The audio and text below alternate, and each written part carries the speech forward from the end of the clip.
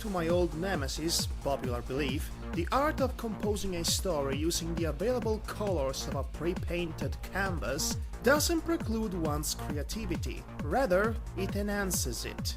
Fanfiction writing is, in itself, an exercise in freestyle penmanship, and, in the best case scenarios, really talented writers can use said exercise to expand the fictional universe at hand with their own implemented lore and mythos, thus creating a whole new flavor to the mixture, a different way to experience said fictitious world.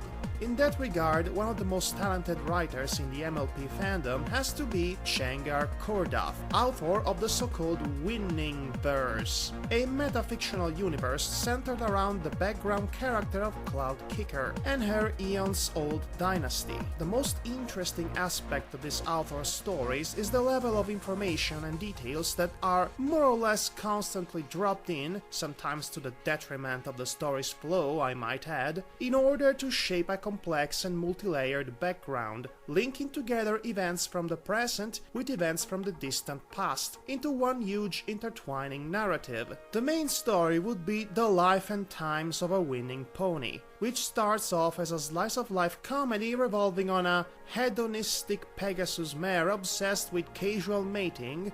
It's not nearly as bad as it sounds, just trust me on that, and eventually takes several baffling turns into an all-lesbian harem drama, a dark action fantasy, and a redemption arc. It's complicated. Another important story is the Luna Rebellion, which recounts the role that Cloud Kicker's ancestor, Shadow Kicker, a full-fledged OC, had in a civil war that exploded 100 years after the banishment of Nightmare Moon. The object of my attention is actually a new story the author just began writing. This one is actually not in canon with the Winning Verse, it's more of a classic what-if scenario. It's told through the perspective of Sunbeam Sparkle, who seems to be depicted as a former cold-blooded sociopath who would be willing to slay foes for the good of Equestria. She finds herself at odds with a relatively newfound position in life, as both the most powerful Archmagus, Celestia's Grand Vizier with long-term ambitions of political renovations for the country, and also has a doting mother to her young filly, whom she's become rather fond of, in her own words. The inner conflict between her original personality and this inexplicable new sensitivity she developed through maternal love, other than portraying an interestingly flawed personality, is also what sets her downfall in motion, going from being at the top of her game to a paraplegic, hornless prisoner waiting to be executed for high treason. All because of a training accident with her daughter. In between that, we managed to have a detailed but not shoehorned establishment of the setting, the timeline, the characters, and the political intrigues at play. The first-person narrative is able to deliver said information without losing focus on the main picture, granting the story both a sense of grandeur and an intimate character study at a brisk pacing. It does help that all the intrigues are about all-powerful wizards and magic practitioners, taking advantage of its high fantasy landscape. I've only read one chapter of this story at this point in time, and I can already tell it's Game of Thrones done right. And also with ponies.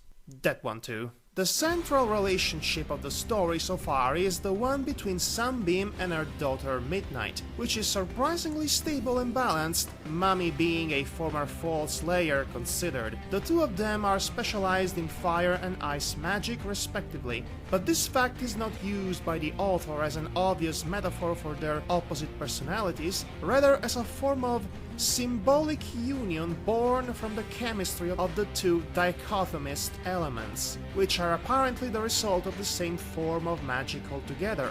It's a fancy way of saying it's a believable mother-daughter relationship in this specific high society environment. Rise of the Empress Phoenix is setting itself to be a high-stakes, highly emotional and psychological tragedy from the very start, and I cannot wait to read more of this.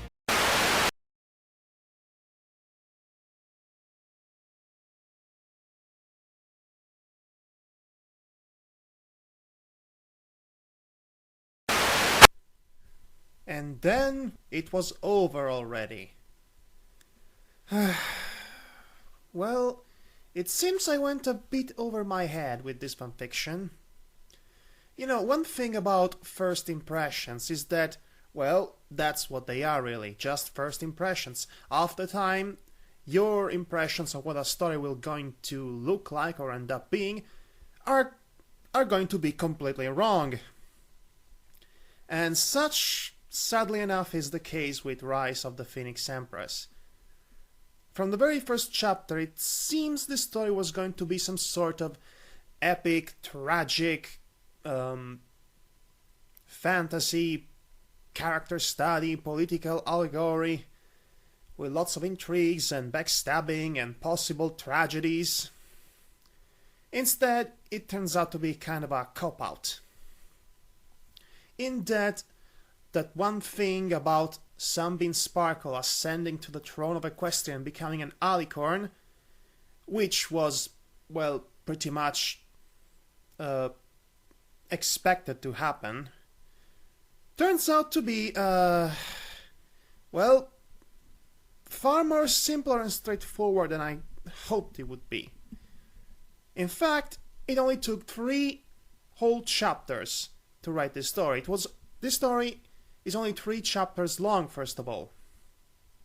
And when the ascension does happen, it turns out, spoiler alert by the way, that Celestia didn't just, grant her alicorn powers to make up for the fact that she injured her deadly in the first chapter, the whole thing about being hornless and paraplegic.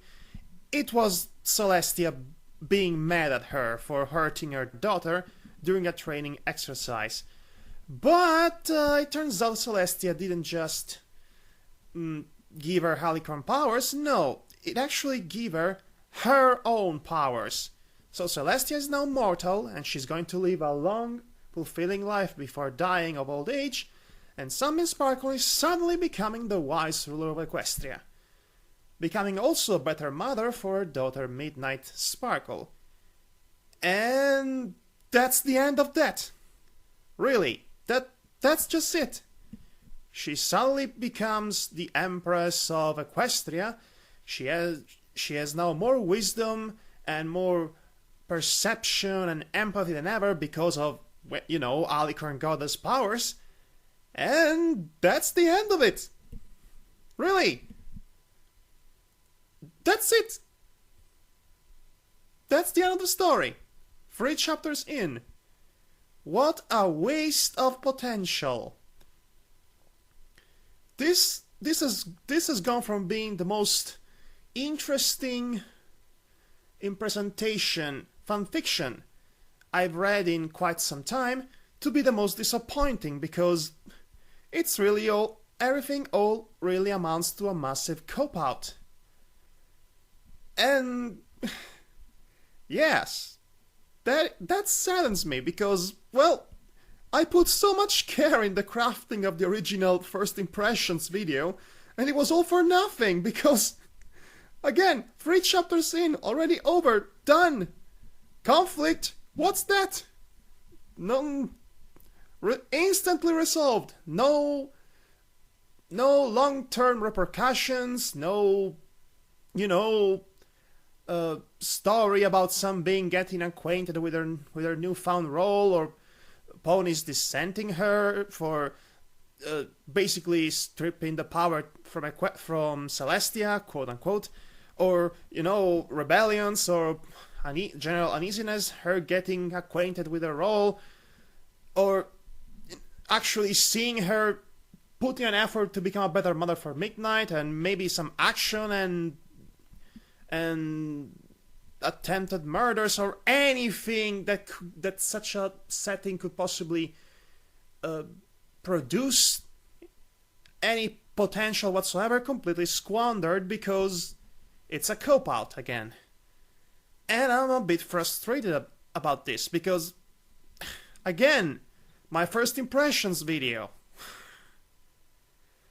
Oh well, what can I say? These things happen. It's sad when they do, but they happen. hopefully the author Shangar Kordov will write a sequel to this, because I really want to see more of Sunbeam Sparkle, this character, as an alicorn Empress. I mean, the story is called Rise of the Phoenix Empress. It's too much of an epic title for a story this simple, this, well, mostly uneventful. I think I've said all that needed to be said about this, so I'll just end it here. This has been Madhog, and you've been listening to Fanfiction R&R.